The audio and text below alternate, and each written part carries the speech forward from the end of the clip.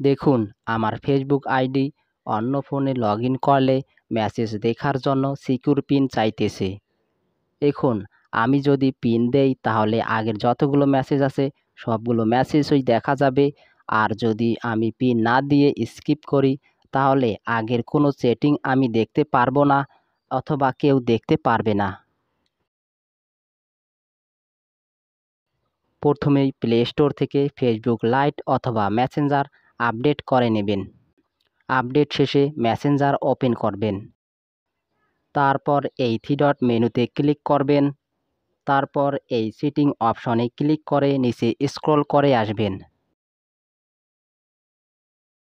Save and প্রাইভেসিতে click করবেন। এখন end to end encrypted চ্যাটে ক্লিক করবেন। এবার মেসেজ স্টোরেজে ক্লিক করবেন। তারপর টার্ন অন সিকিউর স্টোরেজে ক্লিক করবেন। এবার create a 6 digit pin option select করে কন্টিনিউতে ক্লিক করবেন। আপনি যদি মেসেঞ্জার ব্যবহার না করে ফেসবুক লাইট দিয়ে পিন সেট আপ করতে চান তাহলে ফেসবুক লাইটের মেসেজ অপশনে ক্লিক করবেন। তারপর ক্রিয়েট পিন এ ক্লিক করে 6 ডিজিটের পিন দিবেন। ফেসবুক লাইট বা মেসেঞ্জার যে কোনো একটা দিয়েই পিন সেট আপ করলেই হবে। এমন পিন দিবেন যেন কেউ না জানে। প্রথমবার পিন দেওয়া হলে কনফার্ম করার জন্য আবার পিন দেবেন, তাহলে পিন সেট আপ হবে। এখন আপনি যদি কারোর সাথে সিক্রেট মেসেজ করেন তাহলে মেসেজ অন্য কোনো ফোনে দেখা যাবে না। এখন সিক্রেট মেসেজ করার জন্য সেই বন্ধুর নামে ক্লিক করুন।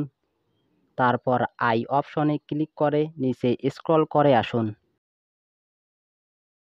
এবার গো টু সিক্রেট কনভারসেশনে ক্লিক করে মেসেজ করুন। এই মেসেজগুলো আপনার ফোন ও তার ফোন ছাড়া অন্য কোনো ফোনে দেখা যাবে না। এখন আমি অন্য একটা ফোনে আমার আইডি লগ ইন করব।